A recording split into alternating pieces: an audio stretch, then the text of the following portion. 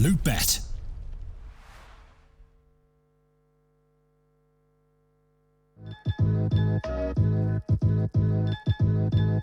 With Hellcase multi-cases, you're no longer restricted by random case opening mechanisms. Now, you are able to pick any of the cells containing skins and actually determine what you win. Use the promo code and dive right in.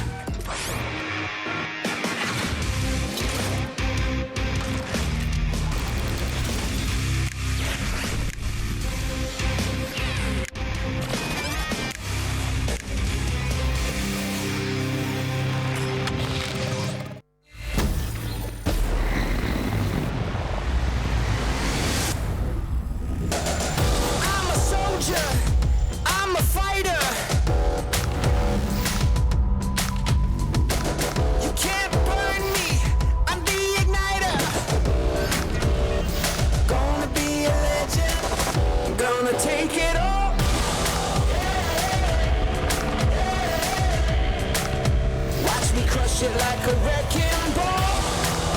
On fire, so high to the top is where I'm heading. Gonna be a legend. Whoa. You're looking at a legend.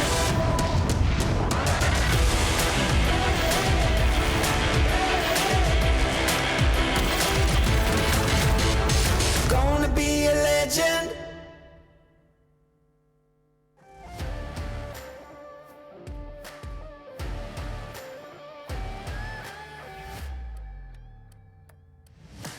Hit hard. Never give up. Hold your ground, no matter what. And when champions fall, new champions will rise. StarSeries 6, the way to challenge.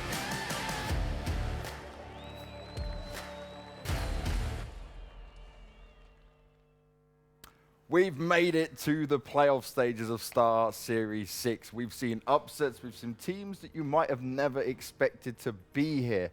But who we do expect to be here alongside myself is Sean, Gares, and Pimp. How are you guys doing? Pimp, I know you're pretty tired, man. You just like cruised in last minute. It's rough living the life as a pimp, man. But, I'm getting by. Living up to the name is always good to see. Now, looking at how we just kind of saw going through the group stages to where we are now, this has been upset central, right? Yeah, this is where the big boys shine, right? Yes. We're a little bit shocked to see a lot of these teams here. I mean, Fragsters, obviously no one really saw that coming. We have Renegades in this matchup. Probably not many people saw this new lineup coming right here. OpTic looked like they were slumping coming to this event. Some big wins to get to the playoffs. But this is where you really determine, have these teams improved? You really get to see if their map pools are worthy of being best of 3 teams. Yeah, definitely agree. I mean, looking on the other side, we have teams like Hellraisers and Mousesports not making it into the playoff, and I think those are they were two of my favorites coming into the tournament to go the all way. So kind of surprising they weren't able to be better. Obviously, a bittersweet feeling for Hellraisers. They have a little history with this arena and a little history with this tournament. So for them, it must feel tough not to be at the playoff. Whereas for Mousesports, I think it's a thing now. Like Mousesports is definitely a team that can produce at a very high level. But as you already see now with the rumors of Snacks maybe not being on the lineup anymore, there's a lot of stuff surrounding the team right now behind the scenes. So Mousesports is not a healthy team to be in right now. Hopefully they can be for the future. But we have seen the potential of what they can do. We saw it at New York, and we obviously wanted to see it here. It just wasn't meant to be. Now on your screen at the moment, you can see all the matches that we'll have here today. So we're starting with OpTic versus Renegades, but you're also going to see Vega versus Fragsters. Vega being in there as kind of like this team that no one really expected to get there. I think that bracket is is wrong, right? That bracket is wrong. Like OpTic and Renegades are actually on the same side of the bracket as Ents and Big. Yeah, right? So they've got the matchup in terms of where it is wrong. Okay. Yeah, so we're starting with Renegades and OpTic, which is actually the only matchup in the bracket where the 3-1 teams play each other. It's that weird scenario in the Swiss stage where, you have 2 3-0 teams in Ents and NRG matched up in those upper matches on your screen. And then the other matchup has Vega, which was a 3-2 team, going up against Frags, which was a 3-1 team. So it's a little bit unfortunate that both these teams drew each other, but I don't think they're necessarily holding their heads low about it. I think this is a good opportunity for both of these teams to make top 4. I don't think you'd be shocked if either of his teams won this matchup. No, I think you could have gotten a lot worse. Obviously, had Mouse Sports came into this bracket, it would have looked differently, right? So I think, as you said, both teams are fairly happy with the fact that they're playing each other. And I think, as you said as well, OpTic is a lineup that has been slumping for quite some time. Now, finally, we get to see some of the released potential we want for them. Same story goes for Renegades. It's a team that has been playing horrible Counter-Strike for more than a year now, and finally they get it together, and finally they produce a playoff spot. Well, there we go. They're the games that we're going to see through today. So we are starting with Renegades versus OpTic. Then we get the nice one of ENCE versus Big. ENCE going 3-0. Not many people expected. Obviously, they even took down an underwhelming Mouse Sports as well. But Big, they came through on that crazy game that we saw. It just made no sense at all. Went to overtime. Mouse Sports couldn't kind of close it out, and we ended up in a very tilted Mouse Sports across social media. Yes. I mean, Smooya was really tilting them that game. I thought it was actually hilarious, especially if you read the chat logs that were leaked to Reddit, where he talks about he's bringing out the Doom Hammer, which was obviously no one in the world knows what that means when he says that. Like, it's so. Well, I thought it was Overwatch. I was like, wait a second, Smooya, you got the wrong game. No, but then apparently that's the name of his auto sniper skin, which is so hilarious that he decides to drop an inside joke that only he would know. Sounds like a Smooya thing. It's a little bit ridiculous, but honestly, that was a really interesting game because Big, I think, took off like 13-2 in that game. And then they started to crumble in the second half. And what I thought was really impressive was when I watched Big play in OT, you know, Gob was opping, Tizian was just walking up Ivy. They dropped all their strats. They just scrimmed them.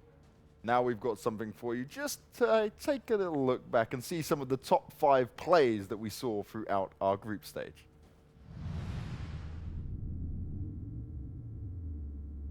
Running through the flashes, through the smokes, does make it into the pit, but he's not going to dodge the bullets.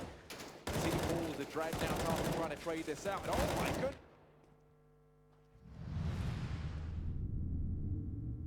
Going to be behind Tabson though, over in main, that forward position. He does have Tizian as well at the truck. It's a bit of a makeshift crossfire. Tabson's found a quick double. He's going to continue pushing on in, and Tabson. Not great, I mean, but somebody's not paying attention to it. Yeah, he's got ahead and just given that frag the way it taps and given plenty of time to find it. Bentet and DD left up 2v4, but we've seen a couple of pistol round heroics out of these guys in the past. Can they look to relive them now? Tabson certainly thinks not. He's on to the ace. One more kill, and gonna go ahead and grab it. That will be the ace for him in the pistol here for Big. What a way to kickstart this CT. Again with another entry, make that a double. With that, the round and chances of winning it for Imperial are probably over. Franco, he's just managed to find 2 quick kills in towards the site, and he's retrieved an AK-47. Not only that, Pound has got himself an AWP. So that doesn't last long, and he's doing it all! 4 kills from absolutely nowhere. Gets the leg. Woxic peeked out a little bit too wide, so he couldn't catch the angle to Nato, who he expected to be on the corner exactly. I haven't had to well because he's up for a banana. He's pushed up on short. There's only one player left up on the safe side. It's Mercy. No. He's got no support. Spinny may have doubled down in the meantime, but it's not going to be enough because he's given up the site. As a result, an Angel taking it away. Another frag from the captain of Hellraisers. 3 kills from him. It's the unlikely player stepping up at the most crucial point. An Angel! Oh my god. Mouse Sports. Problem is this lack of kit, but apparently that won't be a problem with Oscar finding another frag to Cajun B and Snappy being alone. He's got to get the ace to win this round, or at least delay Mouse Sports for long enough that they can't get on this defuse. But someone needs to stick it sooner rather than later. He hides behind the door, just playing bait with it. Oh, he finds 2 kills. Snappy's going to win this round! And that's the ace for Snappy.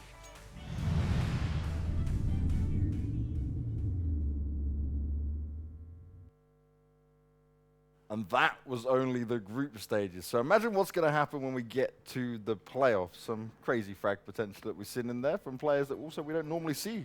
Yeah. Snappy reaching that #1 spot, pretty shocking actually. That round was super vital actually to OpTic beating Mouse Sports. I think they won both pistols in that game, went down to the wire. So huge play from Snappy. Kind of cool to see 2 in-game leaders claiming the 2 first spot. Normally you see a Kenius, so you see a Guardian, you know, going up there with the crazy flicks. But this time around, it was the leader of the team who actually showed up, not only as an in-game leader, but also as a fragger. Now looking at our next match, right, the one we're opening the day with, we get Renegades, who's this new team. They've changed their roster, right? We've kept the 3 core members. We've brought in a Kiwi. We then brought in Liaz as well, who are basically 2 of the top players for the region. And they're going to be going up against an OpTic, which is a slightly different OpTic, right? But it's been an OpTic that maybe hasn't performed to the standard that people expected them to do, right? Yeah, and kind of going back to the in-game leader thing that Pimp just said, Az has really impressed me with Renegades. He stepped up as an in-game leader for this event. First event he's in-game led at. We saw him go down he was 110 individually against Imperial and Cash. Ended that game with 20 frags. And at this event, I think he has a 1.16 rating. Very good for him individually, just as a player, but as an in-game leader, them going 3-1. I mean, I've been very impressed by him, especially with Mirage. He's simplified things a lot. Renegades have been bogged down by a lot of complicated tactics that they've tried to run in the past that they're just not capable of. They don't look like the team that they used to look like, and I think we both criticized them for that in the past. I definitely agree, and it's the same thing surrounding the OpTic lineup. I think Snappy has been playing super well lately. Not a player you normally see frag that much. He has been praised for being one of the better fraggers in terms of his in-game leading skill as well, but this tournament and in the online season of ECS, I think he's one of the highest rated players as well, so he's really stepping up and driving and being this catalyst behind the OpTic comeback, if you may say so, of them finally playing just a little bit decent Counter-Strike. Because when you look at the lineup, this is an OpTic lineup that should be able to beat pretty much all the teams that are at this tournament, worthy to play up to the potential. Now, before we get any deeper into this as well, make sure you guys are voting in Twitch chat for who you think is going to win before we make our decision as well. You can see it below. You've got Renegades and OpTic. Use the hashtag in Twitch chat and let us know who you think is going to take this game as we now break this down a little bit further and understand how we think this is going to go. Because I guess my main concern here for both lineups is how deep is this map pool going to go in a best of 3? Because we've literally seen, just about 10 maps from Renegades in total with this new roster. OpTic, okay, a little bit more in general, but still, they've not had everything we kind of want to see. Yeah, I think Renegades is a little bit behind the 8 ball with this new lineup, and their map pool in best of 3 series. They've proven they can play Cash, Mirage, and dust2. They lost in front of Cyberzen, so Yikes. That is not something that you want going against a team like OpTic, who can play Inferno well. We've seen them play Train well. We've seen them play Overpass well. That's already 3 maps that Renegades has to nuke. They beat Mousesports on nuke. These are all maps that we don't know if Renegades can play in this iteration. And then you have also the fact that Config is the 2nd highest rated player in this event. So there's a lot of things that Renegades should be worried about coming into this. Now, with the Renegades lineups, we see Casada's actually been brought back in now. He's looking after the team. But what are we kind of thinking about in terms of Liaz and Gratisfaction on kind of where they've performed? Because Gratisfaction, he's got a very unique AWP style compared to what we normally see, but he has been able to deliver. And as much as I hate myself for saying it, I think that's where Renegades have the edge over OpTic right now. Okay. Yuki have not been playing Counter-Strike at a high level for quite some time now. Yuki was meant to be this Danish new upcoming AVP player, meant to be one of the best AVPers in the world, and have definitely shown the potential to do so a few times. But at this tournament and at the past 3 months, he haven't been able to live up to that level. Whereas for Gratisfaction, as you said, he was one of the highest rated players within his region, being brought into a Renegades lineup, now finally under different pressure, but has been delivering. He's a very roaming up player. He runs around, goes around, and tries to find peaks all the time. And if Yuki is not playing up to his game, then I will say that Renegades may even have an edge going up against OpTic in that area of the map. And that's a problem, because Yuki is supposed to be the better player. And use a number to support that. Yuki's actually statistically the worst player on OpTic at this event with a 0.93 rating. And he's supposed to be the 2nd star of the team. I didn't expect that. Now, before we look a little bit further on the lineups, we've got a nice little video to look at here of the Renegades lineup.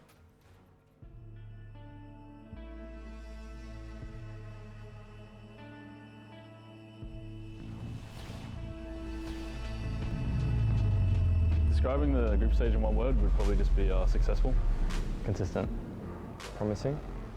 Invigorating. It will be successful. So I'm feeling pretty good after the group stage. I wouldn't say satisfied, because I think we can get further. But I'm pretty happy with how our progress is going with being in a new team and how everything's going. So yeah, not satisfied, but I'm pretty happy with it so far. I think the atmosphere in our team is great.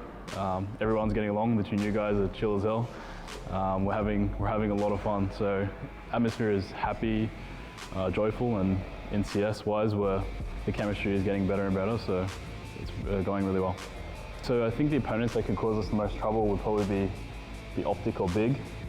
In the past, we've just had a lot of problems with Big versus them against their playstyle. With OpTic, I think The map pool for us right now is pretty hard to deal with just because we're such a new team still. We haven't figured everything out. So definitely those two teams, yeah. We obviously want to keep moving forward and we want to win, but I would definitely like to make top 4 for sure. Good luck to OpTic. We're going to come out swinging and yeah, come at us.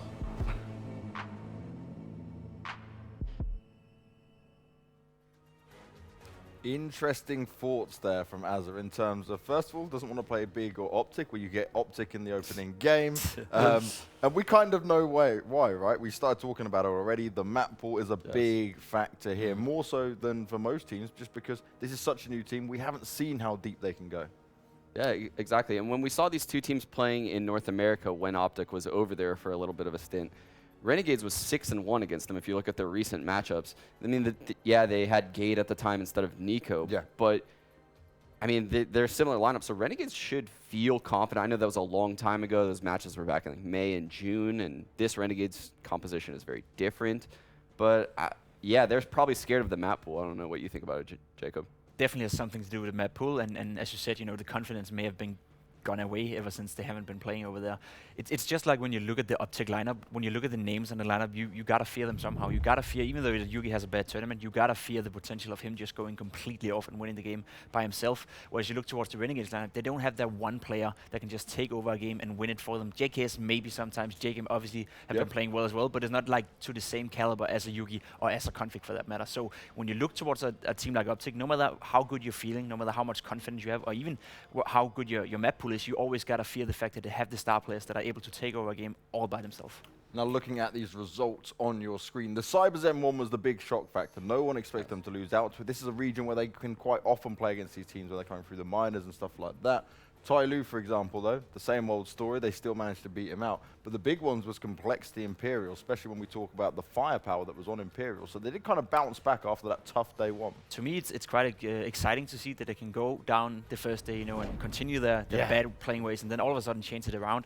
The two big wins for me is against Tai Lu and Complexity. These two were teams at the major they couldn't play with them. They couldn't be at the same level at the major. They weren't even close to beat. Now they come in at a tournament a month after, and they're able to beat them quite convincingly as well. So in that regard, you can see how much they moved potentially with now Kesat being part of the team as well, and them putting in their hours. And you can also see a little bit of sign of how bad Tai Lu and Complexity actually have gotten after the major. It's not the two same teams that are definitely not playing to the same Counter-Strike level they were.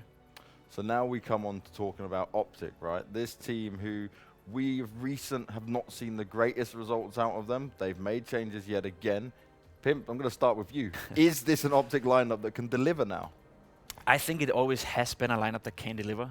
I think we just haven't seen it consistently enough. I think often we agree to it as we see it in glimpses. We see it from time to time. We see it maybe 1 or 2 games during an online night. Then it goes completely missing at the next event. Whereas for this time around, this is the first time we consistently have been seeing them play well, 3 matches in a row, and now find themselves in a prime position to move on into a semifinal at a 300k event, a big event like Starladder after all this. So OpTic are definitely going the right way. And as you said, I think the other day, I think it's an upgrade having Nico on the team compared to Gade. Snappy even went out in an interview and said Gade is a good player, he's a fine player, but the role we could give him was just not the role that would fit him on this team. Whereas for Nico, it's a guy who can put in any given role on a team and he'll just do it and shut up. So in that regard, they got a prime player for this project, and I think that we finally, if Yuki can step it up, we finally get to see some of the potential OpTic have hold. Yeah, I agree completely. Gade and OpTic felt like he overlapped a lot with Config. They were both aggressive players, and we've seen that problem a lot in the scene with Fur and Phelps, just as one example. 2 aggressive players like that on a team, a lot of times it doesn't work out. And Nico is more of a passive player. He can lock down solo positions. He's an outstanding rifler in clutch scenarios. So I think that bodes really well because it's a 3rd star that OpTic has needed. Now these are some pretty good results here, right? They had the kind of Danish versus Danish matchup against North, and North have looked very strong. 16-7, it's respectable enough. Then they come back against Big and absolutely destroy them 16-2. The Vega game, they didn't manage to get upset, and then we see them play Maus. And again, okay, yes, we know Maus didn't play up to standard, but it's still an impressive result, another notch to their bow. I would argue this is probably the hardest schedule in the event. I mean, they played 3 playoff teams, North, Big, and Vega, and then they beat Maus, who you would argue were probably everyone's favorites to win the event. For sure. So this is an outstanding run right here from OpTic. Now we are going to take a quick look at a video on OpTic and see what they had to say ahead of the playoffs.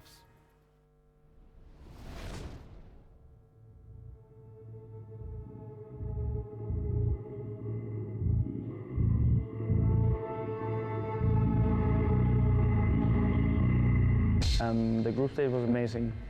Comeback, I guess. Nice. Expected. Belief. We have a good feeling. We also played ECS here, and we went 3-1 in that against FaZe and G2. So we have a really good feeling coming into the quarterfinal. I think we proved this tournament and this last week that we are on point individually. Now it's time for the best of 3 and time to show that we got a great map pool. I think the biggest surprise was Mouse leaving the tournament early. Even though we beat them, I definitely thought they would come back and go out anyway. So Mouse going out early is the biggest surprise. Someone needs to stick it sooner rather than later. He hides behind the door, just playing bait with it. Oh, he finds 2 kills. Snappy's gonna win this round!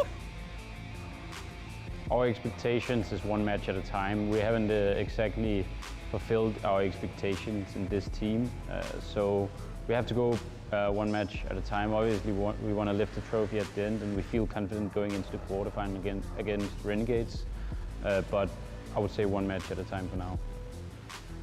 The atmosphere in the team is really good. We got Nico, and he's like a really fun guy to be around. So getting him really stabilized the lineup and made the roles more comfortable for everyone. So Nico was a great addition to the team, and I think that our results after we added Nico has definitely shown that it was the right choice. I don't think I need to say much. I think people know that the potential there is in our team, and I think that people definitely fear us as one of the opponents left. I think that every team left knows that.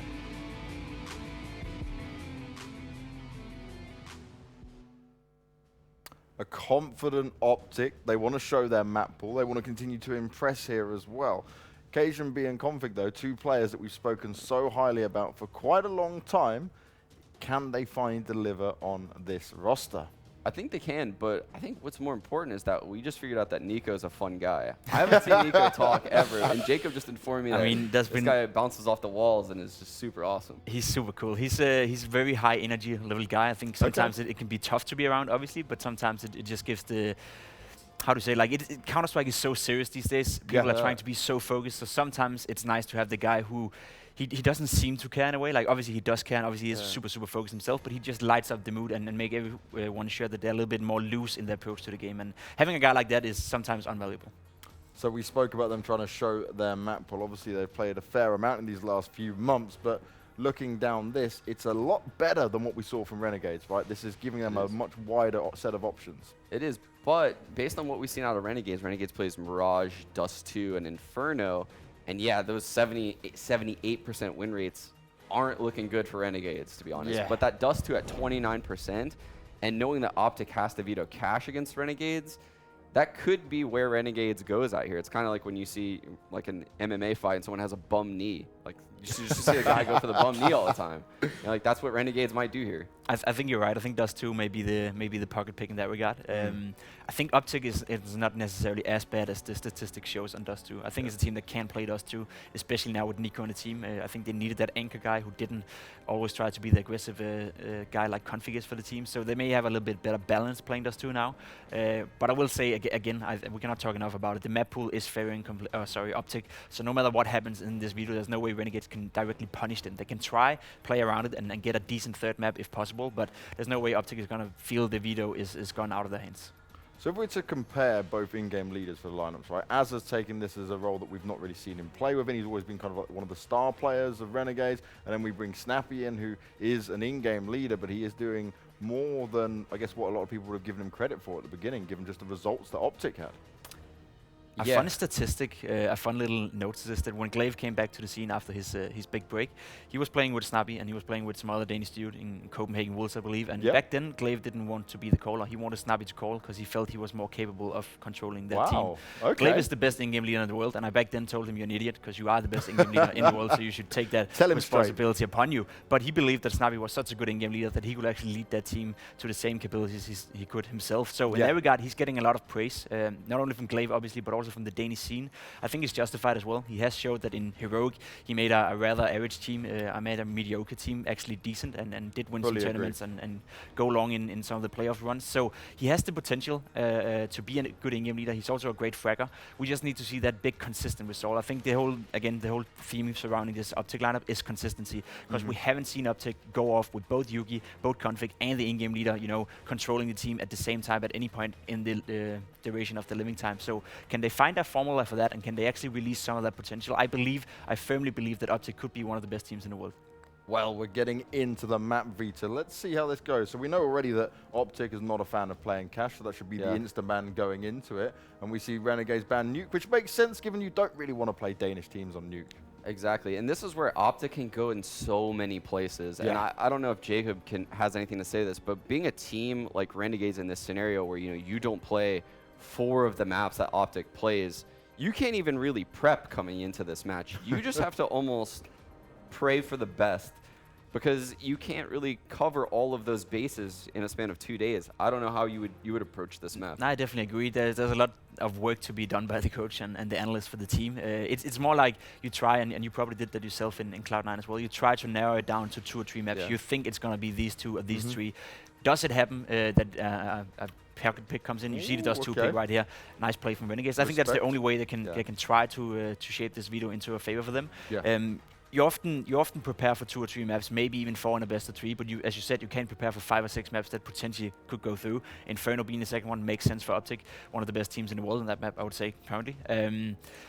It makes sense to try to prepare for it, but as you said, you can't do it all. So if it becomes a map that you didn't necessarily prepare for, you just got to shut that out. You just got to play your own game and accept the fact that we couldn't prepare for this. Because as you said, going into this video, OpTic have so many different routes to go with. As for now, though, I think this is fairly predictable. I think Renegades have prepared a dust2. They have definitely prepared the Inferno. So for now, they shouldn't be in a big worry. It actually kind of bothers me that OpTic picked Inferno, and they might have done that just based on comfort. Obviously, it's the map that they've shown the most success on in the past. But when a team like Renegades hasn't played maps like Overpass, Train, I mean, they just look so weak. You could have picked either of those maps, and Mirage ends up being the 3rd map. This is literally the best case scenario for Renegades. Renegades have kind of done well. These are the 3 maps that they play. Like, that's actually crazy that Renegades walked out of this Vita with the 3 maps that they play. I mean, the thing with OpTic and not picking Overpass, I think they got a little bit scared from was it North they played Overpass on? I believe 16-7, very dominant fashion. They haven't looked good on Overpass, despite Snappy always have been a good in-game lead on Overpass. As for Train, it makes sense to remove it and play Mirage again. Simply down to the fact that I think they have a 28% win rate on Train as well. So it's not a lot of games they're winning there. For OpTic, to me, it's a sign of confidence that they just completely ball out the video. They allow Renegades to be comfortable, but they allow themselves to be even more comfortable. So in that sense, I think OpTic have the feeling that we are by far the heavy favorites, and no matter what happens, as long as we stick to our plan, as long as we play our game, we're gonna win. And that's not something you see often from teams. So to me, I kind of like that. I think it's a statement right there from the OpTic guys. This is crazy. I don't know if I've seen a matchup this entire event where it's just all green. We've seen one team with green, not both green. This is absolutely ridiculous. And these aren't touches on Mirage. Some of these teams are beating. OpTic has beaten FaZe, LDLC, North, VP. I mean, yeah, we can't really talk too much about that. I'm stretching a little bit there, but I mean, Renegades, Tai Lu is a fantastic Mirage team. Complexity has shown they're capable on this map. Yep. I'm not sure if that's probably the new Rogue, right? Yeah. I'd assume so from online. Yeah, but regardless, I mean, this is going to be a banger of a match. And looking at this dust2 though, right? Okay, we said that Renegades are quite comfortable playing dust2. They managed to get that in there for themselves. OpTic on the other hand, okay, you can play it, but you just said about VP. They even lost to VP on dust2, right? That's a bit of a, okay, probably shouldn't have happened. Yeah, that big match from the major, the 16-6, really resonates in my head right now, because Big was just able to do whatever they wanted. They embarrassed OpTic in that game. They were rushing out long. They were selling fakes, running off cat dry, just fighting people in the A-bombs. Like, they literally won every duel, and it was embarrassing for OpTic. That was when I think really everyone wrote OpTic off. They said this OpTic needs a change. And we saw Nico come into the team, and I mean, they've looked a little bit better, I guess.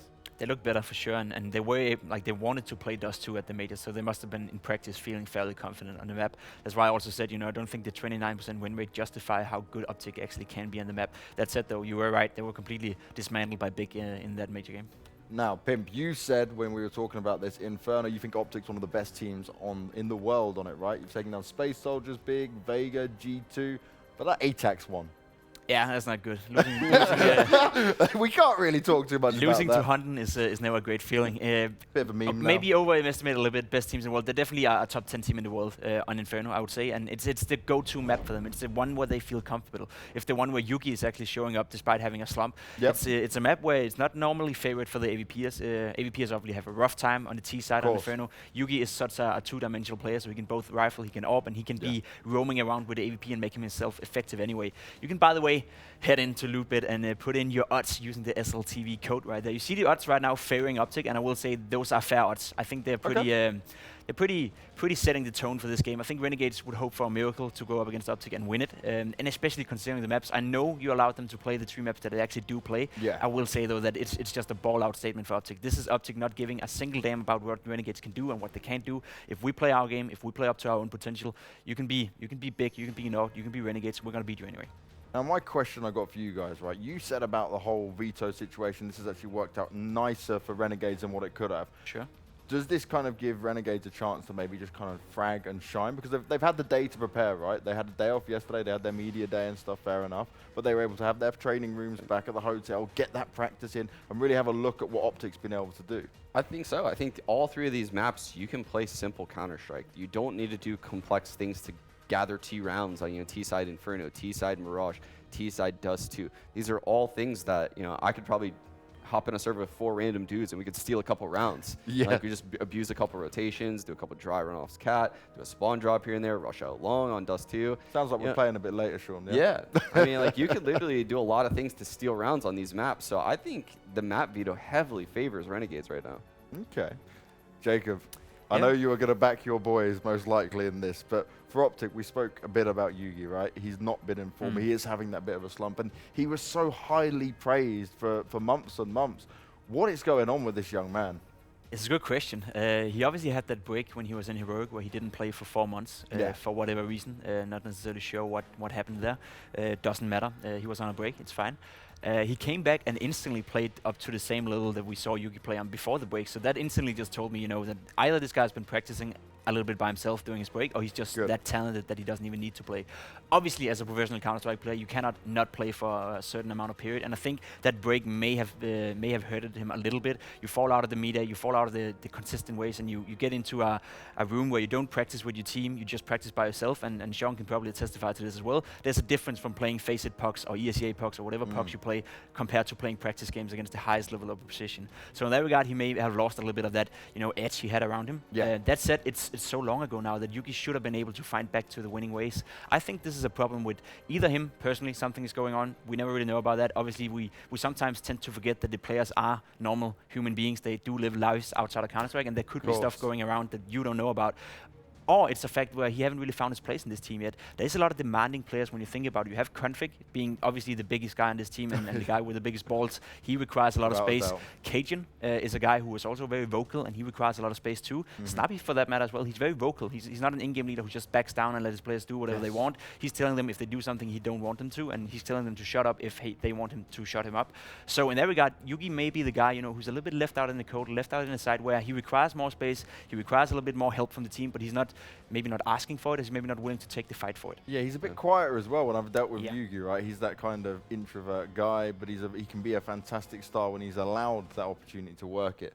Now, coming at these lineups pound for pound, right? We spoke about Azza looking good. Gratisfaction's been up there. Even Leaz has had a few games in there, and this is like one of the biggest events he's had to play on a big stage on a brand new team, right? He's not in the comfort of playing the same lineup over and over again. How do we think these two match up in just terms of raw fragging capability? This is comparing like a bull with a goat, I feel. You have this immense potential, this immense star power on OpTic lineup, whereas for Renegades, it has to be the team that is winning. I will say though, Gratisfaction, again, we talked a little bit about it. He's been playing well with the AVP. Yugi has not, so if there's any way you want to edge it out to Renegades, any way you want to like say one player who can maybe outperform the other player, it would actually be Gratisfaction outperforming the likes of Yuki, which sounds so ridiculous to say out loud. Yeah, and throughout this event, JKS has still remained Renegade's best player, bolstering a 1.18 rating. But like I said, Config, and Jacob can attest this, has been playing much better, and he has a much higher ceiling probably than JKS. as a player. Renegades more, you know, compact as far as the ratings go. They have to win as a team. Whereas OpTic, yeah, like Config can carry them to a win. We haven't seen it at this event yet, but Yugi can carry them to a win. And yeah, I can agree with what Jacob said. It's very frustrating if you're in a slump as an opera like Yugi is, because it's hard to find the practice to get you out of that slump. When you play FPL pugs, you're not encountering the things you do in scrims as an opera. You get a lot of dry peaks, easy frags. So he might find himself, you know, he doesn't know how to get out of it, because you can only get out of it by playing with the team. Okay. So looking at the coaching factor in this, right? Both teams have coaches. We've seen Kassad brought back into it. Yeah. Maybe it's something that definitely Renegades would have needed with this new lineup, especially given kind of how far they've managed to get considering. Yeah, definitely. I think Kassad's appearance is definitely great for Renegades. I think it's super good for them that he's back for good now. Don't know how they convinced him into doing that, but we saw it at the, I think it was at Dallas maybe, at the Pro League Finals. That was the first event. He wasn't there, and it didn't look good for them. Ever since they lost Kassad, basically, they lost their identity. I know Raya got in there, and he tried to rework the team. Nothing against him, but it didn't seem like Renegades as a team were responding well to that, you know, change of coach. So him being back is definitely a good thing. Whereas for the OpTic side, the way I like to, you know, phrase Rocket as a coach is, obviously he's a clever guy. He's been playing professionally with me back in the days as well, in the beginning of CSGO. But he's more like the dad type of this team. He's more like the guy trying to keep Yuki, you know, from crying and trying to keep Config from not making Yuki crying in that regard. He's trying to keep them under control, basically. Yes. He's the dad type of coach. So he obviously is helping with preparing the game plans, but that is Snobby's main area. That's where he gets in, and he's a very valuable in-game leader because he knows that, and he's a hard-working in-game leader. Whereas for Rocket, he's trying to keep the mood up of the team. He's more like a moral manager in that regard, making sure that nobody kills each other off the server and all that kind of stuff. Yeah, and I think if you were to swap the coaches around, it would be probably the worst thing possible for both of these teams. Because you have Config, who's a fiery guy. We know Kassad is, you know, yelling and screaming all the time. I can't imagine that duo mixing together. And then Renegades just so passive and quiet as players. They need someone like Kassad. They need that, whereas Rugga probably wouldn't be able to provide that. I thought Kassad was going to rip down the booths that we were around, right? Because this dude was loud as hell. He was tearing this place down. It was unreal. Now, okay, we're dust2 for our first map here. If Renegades don't win this, is it game over straight away? Is this a must-win condition? I think so. I think dust2 is their way into this best of 3. I think Mirage as a third map could potentially be super, super close. We have seen Renegades win it twice already in this tournament, and they were playing well on the map. Obviously, OpTic were as well. dust2 is their way into this best of 3. If it goes in and OpTic wins dust2 and we go into Inferno, which is, gotta say, it is OpTic's playground, and that's where they feel the most comfortable right now within the lineup, then I think it's going to be a super, super rough battle for Renegades. So what are we going to need to see here, Sean, from Renegades to make sure that happens? Because we spoke about their dust2, right? It's a map they can play, and it's a map they've had good results on. But is it enough to take down OpTic here?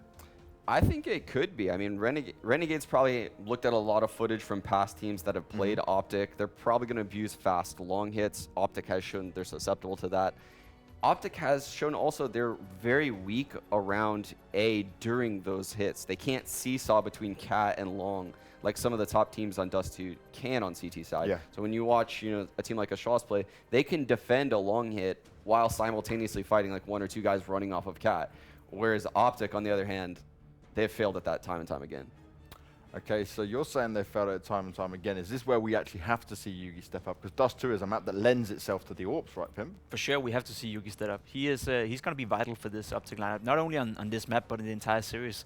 They were able to win, was it Mouseboard 16-14, and Yugi had a horrible, horrible game, so they won even without him playing well. So that says a lot about OpTic, and that's, again, another statement they made this tournament, that they're actually able to draw over the finish line without having one of the star players actually playing well. So I will say, though, that in a best-of-3 scenario, over 3 maps, you can't have Yugi sitting on 7 frags in all 3 maps and expect to win. So he needs to step it up just a little bit. The guy I want to see play well from OpTic, though, on dust2 is Cajun. He used to be one of the best dust2 players in Denmark and one of the best dust2 players in the world back in the day when dust2 was, or before he got removed the first time. So if he can dominate that A bomb side, if he can get back to the winning ways and back to the way he used to play on dust2, then I think Renegades is going to have a tough time. I will agree, though, we saw it at the major, Big completely dismantling OpTic, but that's a different acquisition. I think Big were way better at the major than Renegades is right now, so it's 2 different levels of teams they're going to play. Now, just one thing that concerns me a little bit there, right? You see OpTic huddled, look like a very all-together team, and then we see the Renegades guys who looked a little bit flat going into this. That's, at least for me, not a good sign. I don't know.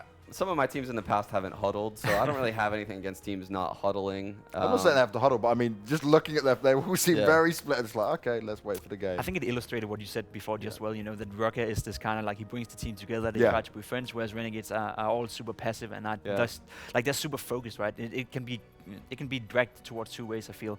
One is you go into the huddle, you laugh, you have a little joke, you know, you lose focus maybe. You lose focus on what's going on. Whereas for Renegades, they're just super, like, laser focused on what's going to happen. So I think both, you know, sides of that kind have benefits and cons. Well, guys, if you want to go and grab yourself some new skins, you can head to CS Money, who are here supporting us for the Star Series 6. So make sure you go and check that out. It's below me now on your screen. You can see how all of it goes down. But it's time for the predictions, guys. And is this just going to be Pimp going for the OpTic side because of the Danes, or are you going to give me the slightly better reasons why you think this is going to happen? I don't like to be branded or labeled as a Danish fanboy. In fact, I do hate some of the Danish teams out there, but I will say though, OpTic in this lineup, with this lineup and with this iteration of the tournament, I think there's no doubt that they're going to win this game. I think it's going to be a 2-0 as well. I think dust2 is going to go their way, and when we get into Inferno, we're going to see the real strength of OpTic. Whereas for Renegades, I hope they can prove me wrong. I hope Renegades can take dust2. I hope we go to a third map, because I do feel if we get into Mirage, that's going to be not random, but that's going to be a very open matchup. So it has to be dust2 that goes Renegades' way. If not, it's going to be a 2-0 for OpTic. Sean. I'm also leaning towards OpTic here. Oh, you're so fanboy. Yeah, I have to fanboy. I mean, I have to go. You just want to be that good, right? Yeah, it's just Renegades hasn't been tested in this way yet in this event. They're still a very young team. Agree. And OpTic has played against some of the toughest opposition in this entire event. So they've showed me more so far. Okay, well, I will also be going for OpTic. I think it's just the most logical decision, but I think it can go to a third map. I know, see, look at that. Like, I'm just listening to you guys, just taking the expert thing in. I'm just following what you guys say, really. That's how it's going to go down. But it's time to see if the Renegades of Funk can take down the green wall, or will they stand strong again? Hugo and Tom, open it up. Thank you very much, James. Yeah, I'm looking forward to this battle. I think that I'm sort of leaning the same way. I think OpTic should be the ones to take this home, especially the second map. I really can't see it going any other way. Like, if you lose to CyberZen, and then obviously, according to Pim, OpTic, one of the best Inferno teams in the world. Yeah. I think that might be a bit of an exaggeration, but I think they are pretty good at it. I think they should easily be able to beat Renegades on it, and if they don't, then well, the questions will definitely be raised. I think the big question, though, going into at least the first map is, how do you win dust2 when your AWPA has been way off? Yeah, that is definitely a problem, right? 7 kills and 15 deaths in that new game versus Mousesports, and still OpTic drag it through. That is the only positive I've got to take away, right? When you have a game, and especially when Chris J was top fragging on the Mousesports side in that map with the AWP, obviously over Oscar and Nuke. When you have your AWPA going 7 kills and still winning the game, like that's a huge effort for the rest of OpTic to actually carry him through. So yes, there's definitely a downside when you don't have your AWPA playing well, but the fact that I don't want to say OpTic are 4v5ing, because that would not be fair to things behind the scoreboard that Yugi's inputting, but it definitely makes your job harder, and OpTic still came out on top there. So there's a chance. All the Aussie fans are here in the morning, here in Kiev. 75% favor for Renegades. Again, it is like the early evening, late afternoon in Australia right now, whereas it's very early here in Europe. So maybe the Danes aren't quite up, but they're going to be missing a banger of a match, Tom. This really is going to be interesting. Yeah, I think that well, I really am interested to see just the Yugi prospect here, because obviously I think if there's any map that he could like wake up on, I think dust2 will be one to start him off. And that's the other thing, though. It's like, you've obviously got the negative of him not performing throughout this event so far, but you've got the positive of then if he does start performing, they could be one of the teams that then go on to win the whole tournament, because everybody else has been performing. Like, I think Cajun B, other than maybe the first match versus North, where he was absolutely ruined, he's been one of the best players all the way through the tournament. He's been excellent. Config, he said he came into this in a bit of a slump. I think he's, again, playing very, very well. And then you've actually had Snappy performing. Like, we saw the sort of, well, he's the #1 play so far of the tournament, and I'm not going to disagree with that, because he was brilliant in that game of Nuke. Well, we are jumping into this one. First map of the best of 3. It's dust2. Renegades pick their chance to try and take a map away from OpTic in this series. The analysts predict that maybe this would be the only one they can take. We've got Renegades already with a lot of utility on their T side. OpTic full armor for them. Cajun's going to get spammed down mid. And we do have that fast cat play for Renegades to smoke up on short to try and lock off any mid position. Config going to get spotted, but he gets the information. So now he knows that Renegades are in position. OpTic should be expecting this play, but they've got to remain aware of the possibility of this tunnels wrap back, as JKS has definitely got his eyes on that. And as a result, OpTic have actually given up middle as well. Yeah, I think they just left Cajun sort of peeking into that mid spot just in case they do go running through, and they'll be able to try and hold on to the cross. Already we are going to see the smoke out, which leaves Config with not too much vision now. He's going to try and just survive around the smoke. In fact, this could work absolutely perfectly. They've gone all past him, and now he can sneak out of the smoke. He's only managed to get one. The second will come in, however, and he's still surviving. Now things are really problematic. So much damage already done by Config. It's Cajun to actually steal that kill away, but now things are really difficult for Renegades. Oh, Snappy's even going to chime in, and Config's not needed for the final couple of kills. Cajun and Snappy finishing off that round. What a fantastic play from Config. Very rarely do you see that on a pistol round, like pushing in through the smoke on short, playing close. And even though Renegades, I mean, I think it was Azza who instantly flipped his head back after just one kill, was aware of it.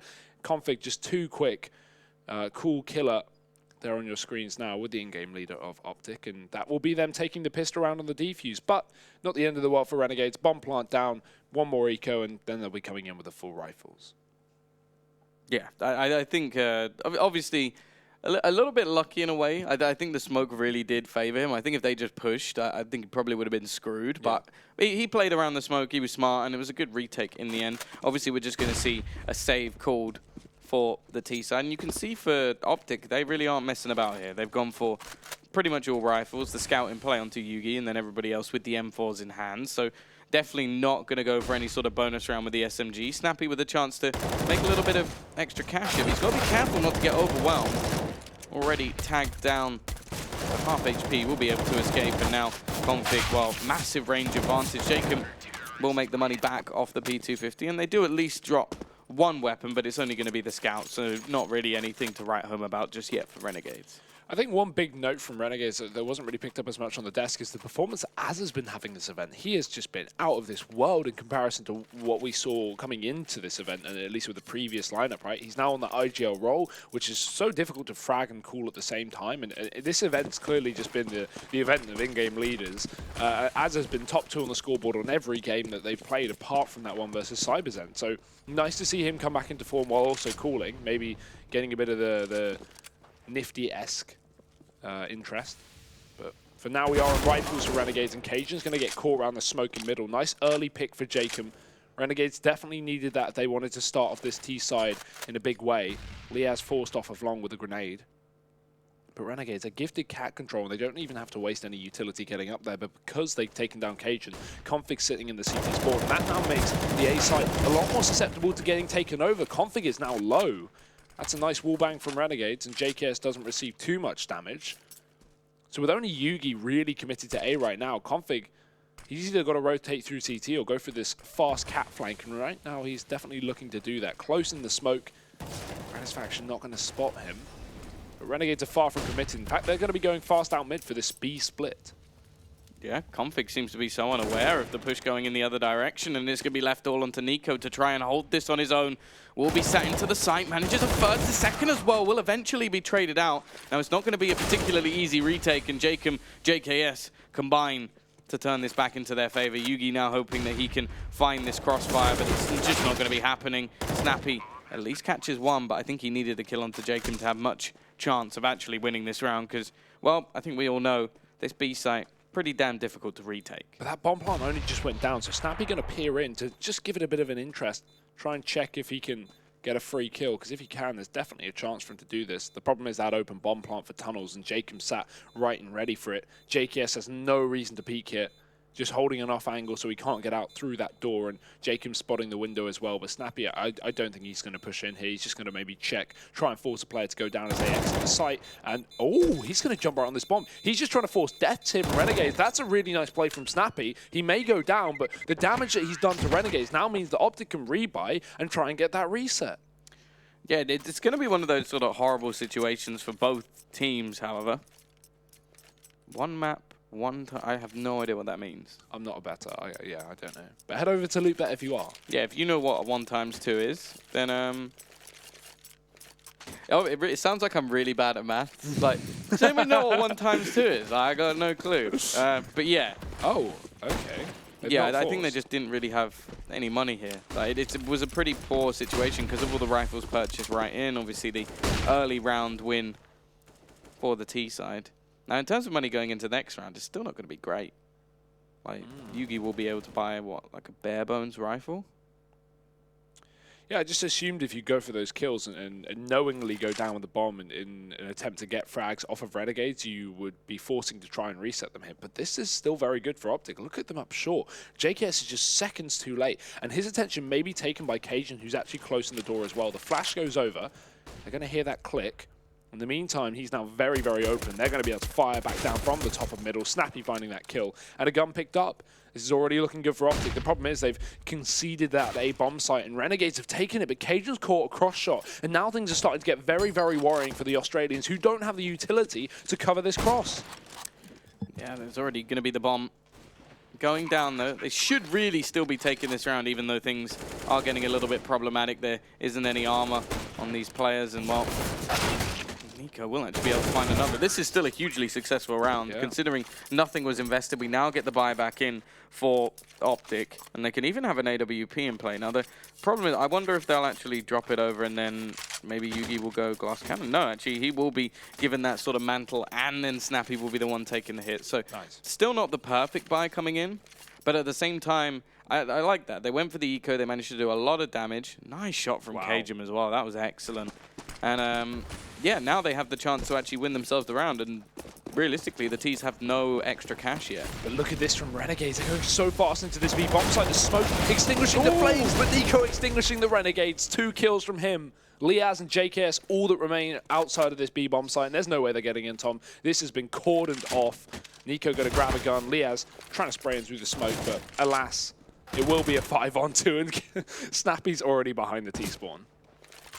He even retrieves an AK-47, and they managed to keep that absolutely flawless. That is pretty much as bad as it can get for the Renegades. They have no money in their pockets either, so really they just have to take the hit here. I think they will have themselves a little bit of loss bonus going into the next round. As we're actually going to buy some extra utility, though, I wonder if they'll even be able to purchase in the next. And by the looks of it, they're actually going to go for a bit more of a force. Maybe Greatest Faction will save some money just to make sure he can purchase up an AWP. But yeah, this is now a real chance, because not only did OpTic get the flawless round in the last, they now have a chance to do it again here. And well, really, they should be keeping it fairly clean, as there's not that much invested by Renegades. Yeah, this is a double eco, plain and simple. No way Renegades can buy them next round if they want everything. So a bomb plant strat, definitely a good idea, but a dust2 is not a map where it's easy to find bomb plants. It's not like a Mirage where you can burst out Palace or B apartments. And look at this, Yugi's now posted up, positioned well for this push. There will be a smoke to cover this close cross position, but still Yugi can peek the right side of the site and find some damage. They're going to run boost it? I think that would be one of the best ways to actually get them a little bit further across. And actually, considering he's got the AWP, they've got a good chance to get a bomb plant here, just pushing up short. Problem is, he's managed to drop it, and while Yugi will eventually stop much more. Great round again from OpTic. I like to see warm-up kills from Yugi, you know, get back in the swing of things. We saw earlier Snappy played an SMG just to allow Yugi to pull up that AWP. So clearly OpTic have faith in Yugi, which is good to see. And a couple of kills to start things off against pistols, maybe able to warm him up. One note is Snappy right now, Tom. 10-1 on the scoreboard. Yeah, I think that's something we've noticed so far in this tournament, that he has been playing very well individually as well as calling at the same time. I think that we saw that from Angel. Notice the 2 top plays of the tournament so far were both by IGLs, both aces. So I say Azza as well. Like I said, I think, yeah, IGLs have definitely shined through this event, which is a surprise, but nice to see. Well, this round again, it is just going to be some pistols. JKS purchasing up another Deeg with some armor behind it. It seems like they might want to go for some sort of short play once again. Nico not really needing to take too much of a fight here, as it is still pistols in play. They don't want to give up any of these weapons. They want to make sure that they build up that CT economy even more. And while you can already look at the CT economy, the minimum is around that 5,000 marker, which is very strong. I think the other thing to note with dust2 is this map seems so momentum-based. Like, you'll just see, it doesn't really matter on the sides. Teams will just string rounds together. And, wow, this is just wonderful from the CT side once again. Will we even get a kill? We will. JKS manages to at least find one, but you can see the full rotation, the bomb down, and well, all they really want to do here on the CT side is just make sure they don't lose anyone else, which is exactly what they'll do. Another good round coming out from OpTic. They now lead with, what, 6 rounds on the board, or is it 5? 5 to 2? Yeah, that is the case. These ecos have gone by quite fast for Renegades. They are not going to have the money until now. Again, the AWP is out for Gratisfaction. I think this is the first time we've seen it now from the T side, so definitely keep your eyes on that. However, OpTic, they're aware of it. They've gone for the double AWP. They pulled it up. They pulled it up onto Cajun as well into this rifle round. And he's going to be down in middle once again here, so Renegades need to be aware of the possibility. But again, if you spot Cajun with the AWP, you instantly know that there's a double AWP. Cajun's not going to be AWPing over Yugi anytime soon. So Renegades will be ready for it. But again, they set up for B. This time, not that fast rush, because OpTic, they were able to cut it off with utility and spray through the smoke from Nico. Instead, now it's a passive setup, and this is certainly a way that Renegades could get into this bomb site. Yeah, I'm actually quite glad to see Cajun AWPing on this map. I think this was one of his best maps, at least for AWPing when he used to be the primary. So I definitely think that it's good to see it come in early.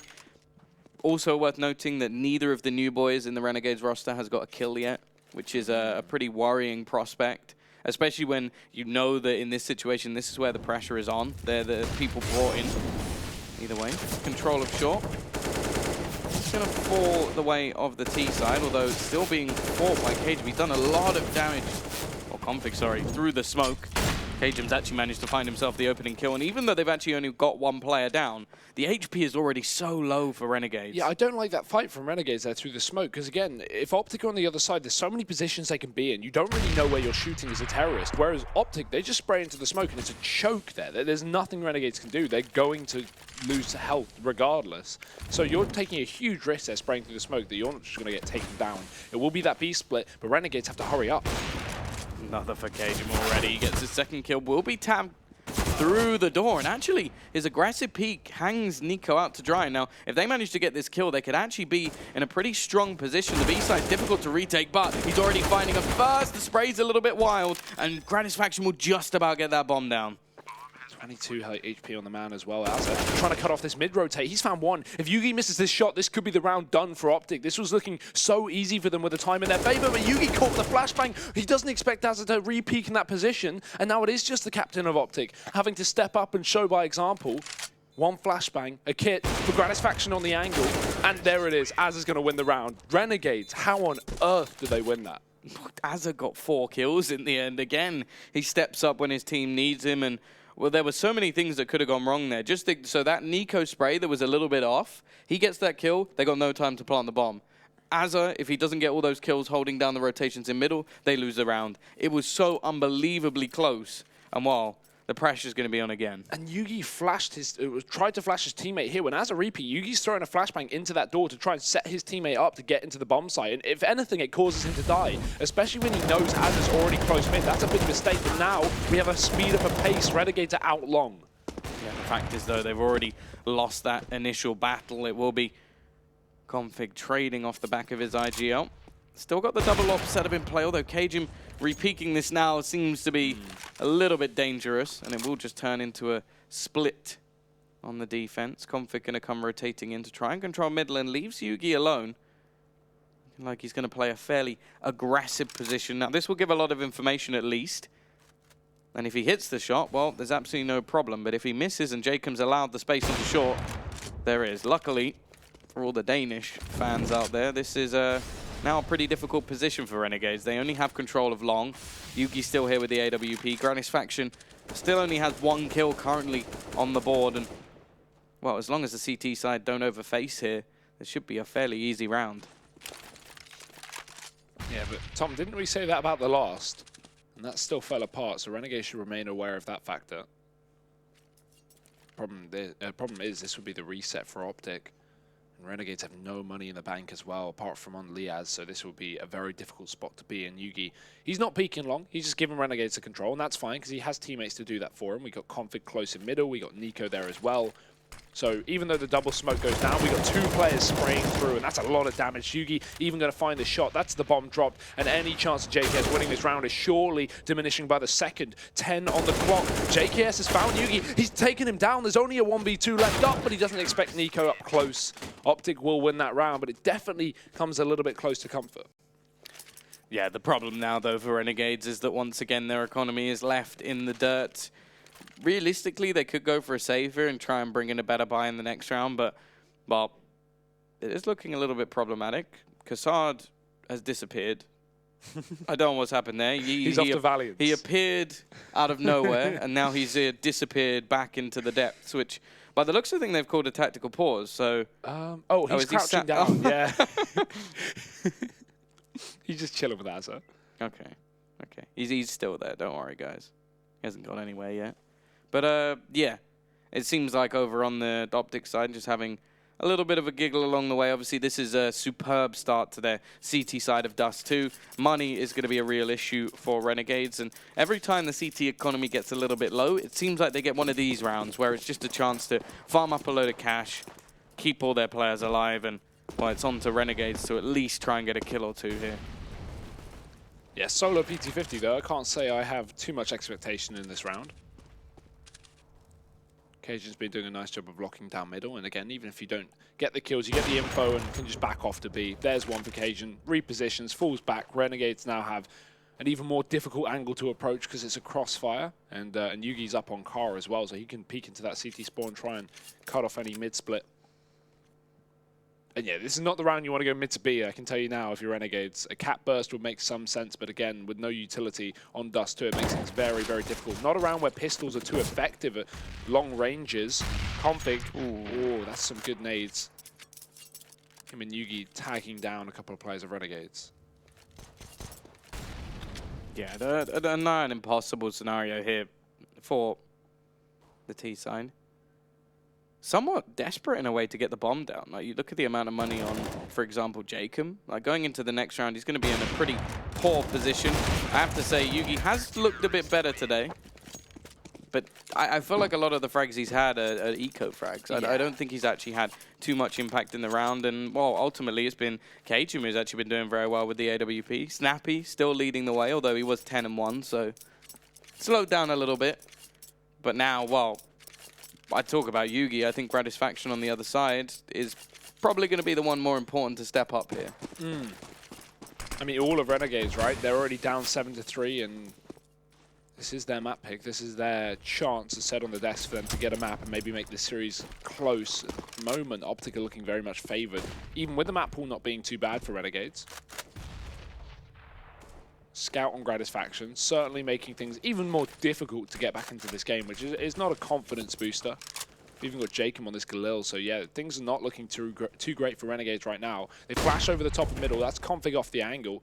He does have a full belt of utility, though, to try and respond before they push out. And in fact, they won't push out because Cajun, he's fallen all the way back. No info here for OpTic. They've definitely got to be careful. Yugi throws a Molotov up and short, and that will slow down Azza, who tried to chase him down after he missed the shot.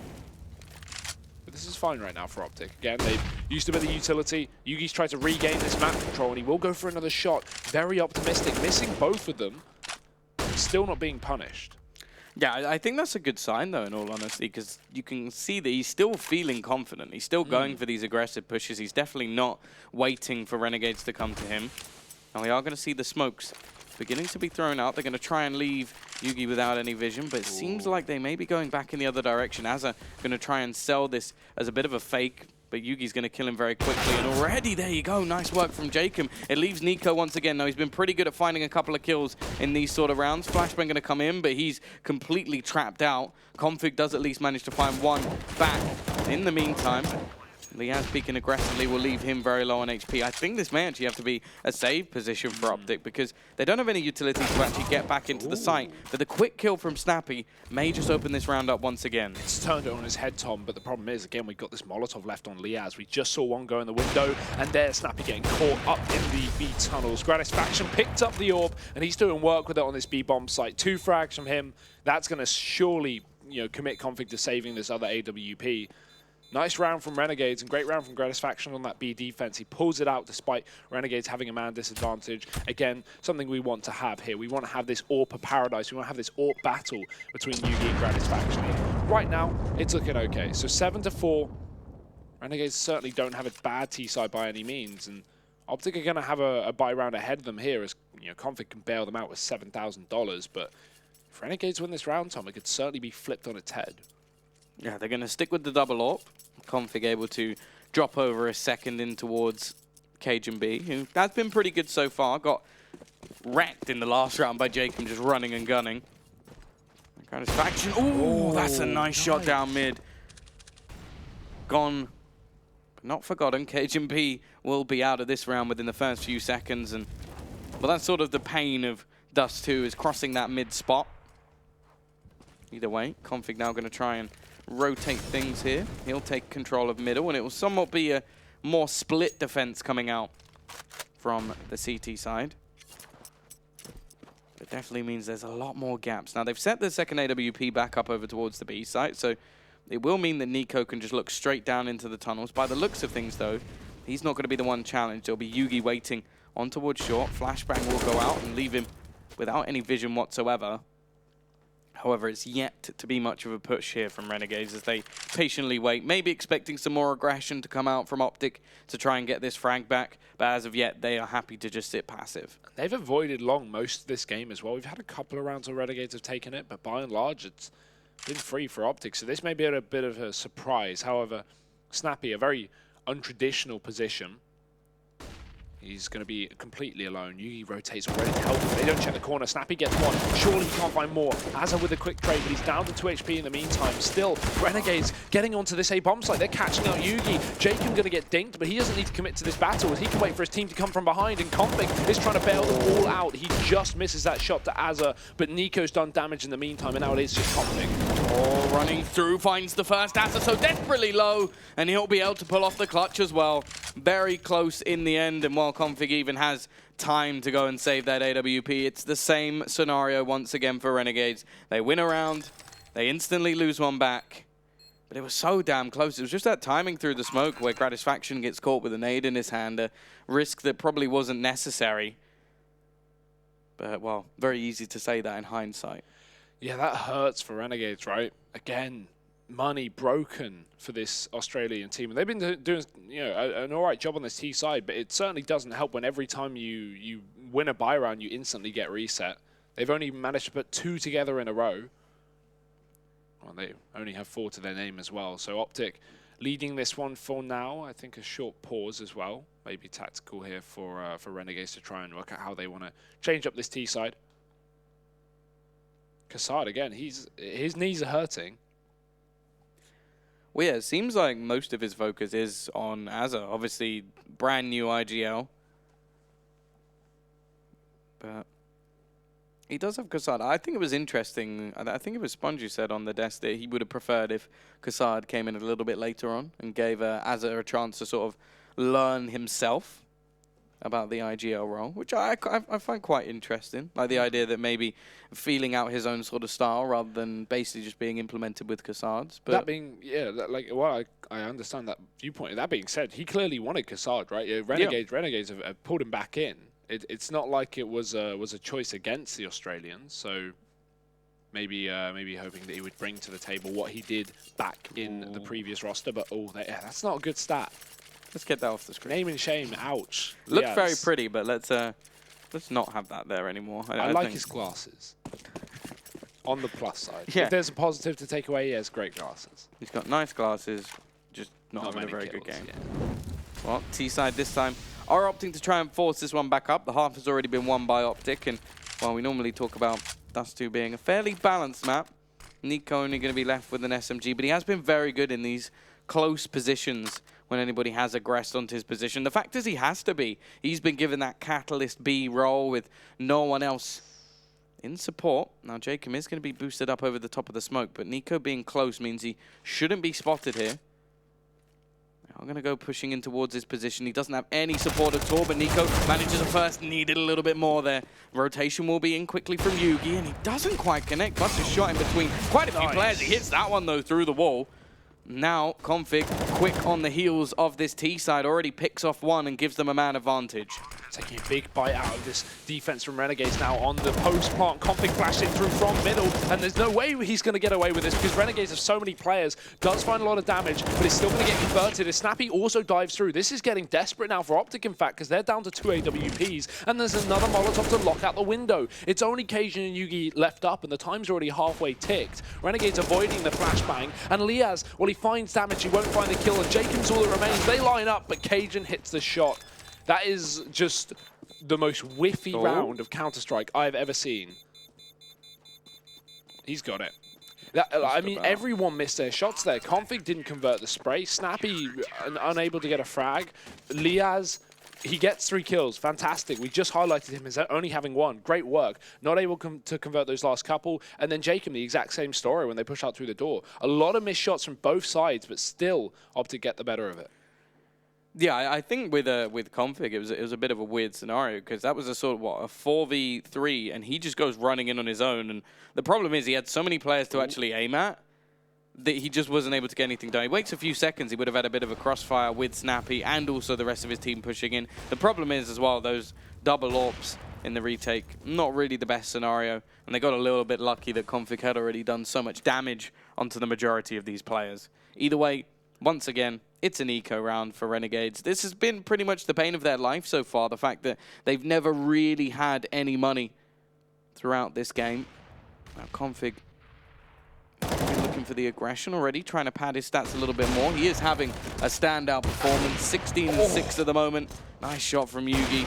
Fact is though, it's just going to be the cleanup crew. 1 man lost, not really any problems for OpTic, and now going forward, this will be the last round and the bye coming in from the T side. Whatever they've got here, Tom, they have to show it, because again, 4 rounds is not going to be enough on T side dust2. Not by any means.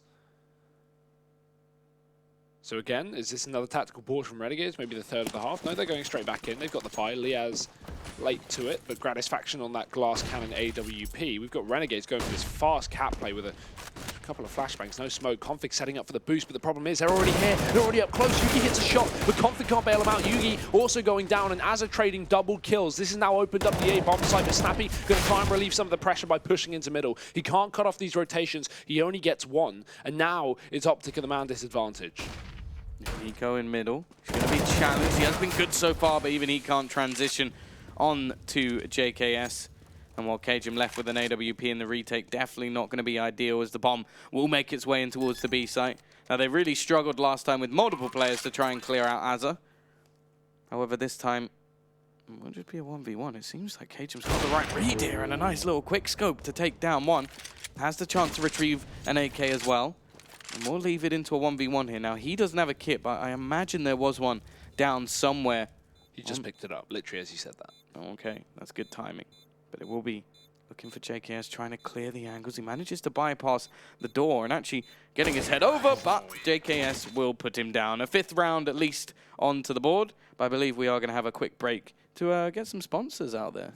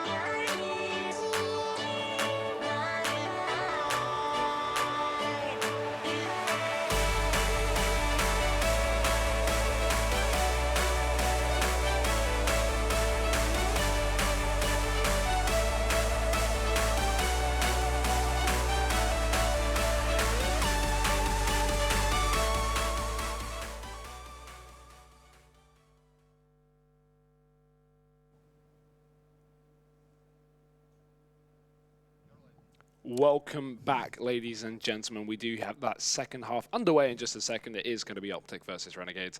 Now, switching sides, Tom. We have OpTic moving over to the T side. They had a pretty dominant first half from Renegades. Well, they were able to get the last round. Unfortunately, there's no more than that, so there's no more chances for OpTic to reset them, but they certainly could start off with a pistol.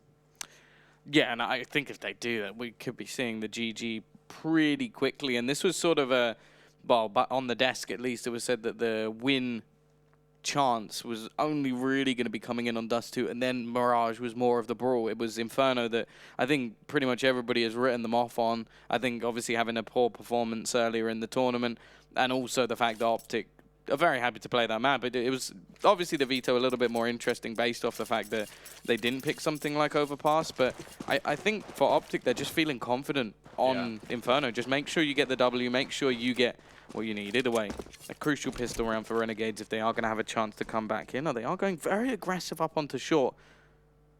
But what that could mean is they lose the long control. Now, there's a couple of smokes ready and waiting. Obviously, that cross, much harder to smoke with one than it used to be. Maybe even impossible, I would say. But they're going to have the double ready and waiting. And while the rotation back from Liaz will be onto the site. There is a player in this bait corner as well, so Renegades do have some map control. Liaz in a very good spot. Cage, he's trying to lock down that mid-rotate, unable to do so. Now Renegades in the man advantage, and with Liaz still here, he could certainly do some damage. Nico's put down to 7. Renegades starting off this retake fantastically, in fact, and they just found 2 kills out of nowhere. Yugi and Nico, all that remain. Flash is going over the top, and we've got 5 players pushing all together. Good luck, Yugi.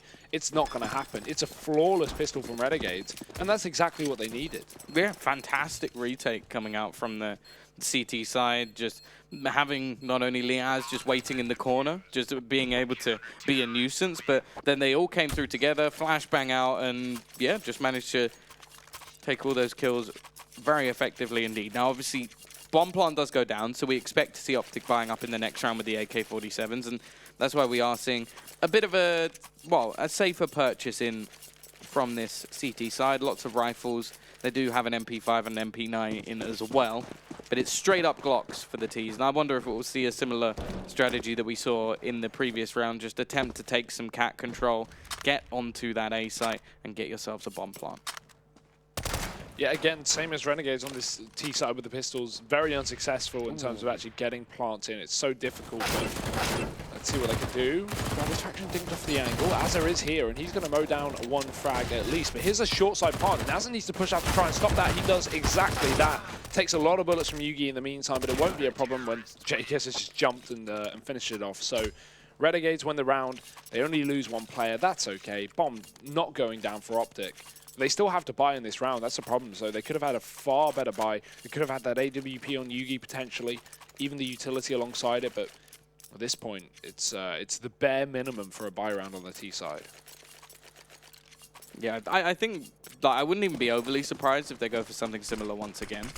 Like, because the chance, well, there's a very slim chance for an AWP, but I guess that does mean that maybe something like long actually works, because you're not going to have this defense. Nice stuff. Mazza, though! Again, this man steps up when needed, and obviously in the first buy round on this CT side, you want to make sure that you're the ones taking it away. He's already managed to get himself the couple of opening kills. Obviously, we talk about the CT side of this map being very gamble-based. I feel like you have to go for somewhat risky stacks and taking aggression. This round they decide to challenge for long. I think we'll see at points people taking a lot of cat control and pushing through the tunnels. It's not really a map where you can just go, we're going to have 2 on A, 2 on B, and 1 in middle, because you will almost definitely lose the round every single time just by being overwhelmed. Either way, the T side in a pretty horrific situation. Peek out from Yugi. He does manage to find her first. Cajun will be following in, and actually that's another. This could be a bomb plant for them at a bare minimum and give them something into the next round. Now they still have long control, and in terms of a retake scenario, this is not bad at all from the CTs. It'll be that battle onto short though, if it actually happens, because by the looks of things, Jacob's actually going to opt to try and push in through mid instead. No real peeks being taken just yet by the T side. They're trying to just gather up information, and they will now know that there's a player in long, a player down below. Cajun finds another, turns it into a 2v2, but the jumping shots throw off Cajun, and it leaves it onto Yugi. He'll be able to make it back into this 1 versus 1, and the bomb ticking away. JKS has to be getting there fairly soon. He's going to try and bait him in through the smoke, but actually I think it may be just a little bit too far gone. He's going to have to run away, and it will be the round for OpTic. Wow. And he doesn't even take the gun with him. 2v5 there for the OpTic side. How on earth do you win that round? Fantastic positioning from Cajun on the site as well. Is able to just get a free kill, catching one of those ramp players pushing up before he's even traded. That is a real kicker for Renegades. That is an interesting stat. I didn't see it. There was a map bomb winner, including overtime. They had Renegades winning it, even though they are currently down at the moment. Wow. Okay. So still a lot of faith in the Renegades over on dust2. Potentially some very good odds over there. These buys from both teams are sketchy as hell. There's a lot of missing pieces. Gratisfaction, he actually manages to get himself 3 kills with the aggression on towards long. Once again, this challenge hasn't gone too well, and Yugi, he's not the healthy man he was in the previous round. He's left with just 16 HP, and, well, his teammate Snappy may be on full health, but he only has a Mac 10. This could be the flawless reset here from the side of Renegades. Now, Gratisfaction definitely has come into his own over the last few. He was another player who was playing pretty poorly.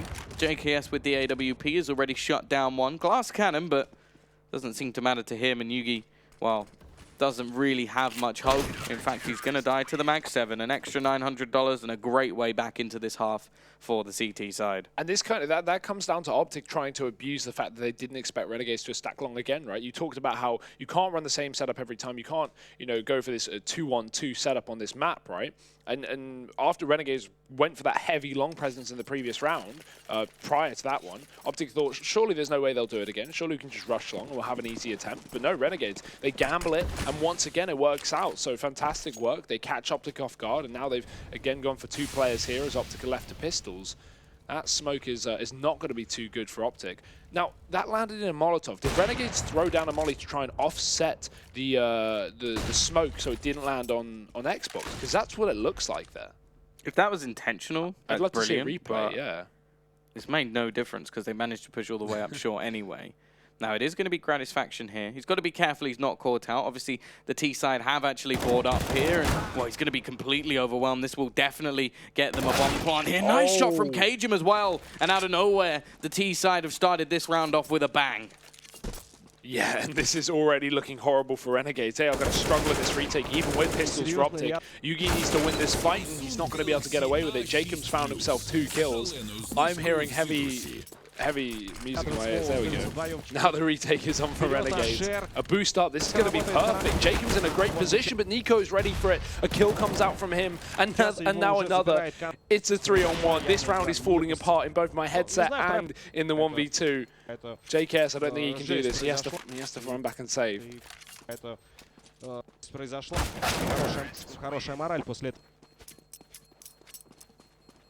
Sorry, we're laughing. Oh, I think someone might have left the Russian stream. I really hope that was on stream. Otherwise, we just sound mental. But yeah, all the voices in our heads, Tom. Yeah. We're back to normal. We're back at it. Back to life, back to reality. OpTic won that round with pistols. Renegades cannot catch a break, Tom. Every single time they get in a good position, it seems like OpTic just bounce it back and reset, win with pistols, do whatever is deemed appropriate. I was actually going to say at the beginning of the round, the weakest position so far for Renegades is short. And I was going to wait until a rifle round and just say, yeah, I'd quite like it if OpTic pushed short. But the fact is they managed to do it with pistols. And I think both teams actually had a weakness there with, Yugi did, decent work, but he was missing a fair few shots and they had a chance to overwhelm him.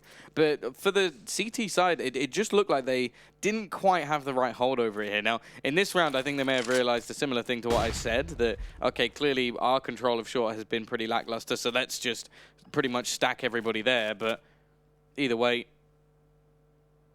this is a good opportunity for OpTic to, again, start things off and build some money.